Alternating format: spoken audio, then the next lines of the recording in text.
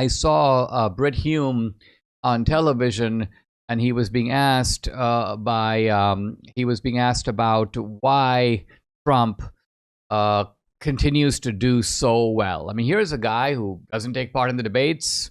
He did do some campaigning in Iowa, but nothing like the kind of relentless, let me make sure to go to every county multiple times approach, which was the approach of DeSantis, also, by the way, the approach of Vivek Ramaswamy.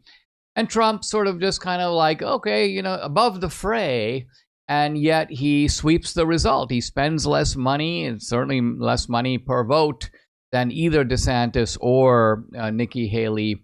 And so Brit Hume was trying to understand how this is possible. And Brit Hume's answer was basically that Trump has a record, that people remember the Trump years and they remember the Biden years. And it's one of those very clear, let's contrast the one against the other across a whole board of metrics. I mean, whether it's the economy, whether it's foreign policy, whether it's the state of law and order in the country, whether it's how you're feeling about America, whether it's the stock market. I mean, you pick the measure, things were better under Trump.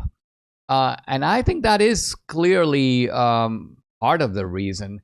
But I also think part of the reason is that this whole effort to criminalize Trump, to prosecute him, to go after him, to lock him up, is backfiring in a huge way. Now, the left may say, well, it hasn't backfired because it hasn't gone to trial. Wait till we get, Trump before a DC jury. And yeah, they want to see that guilty verdict emblazoned on the front page of the New York Times. They want to see it headlined on CNN and ABC. So the left has its own hunker down and push ahead strategy.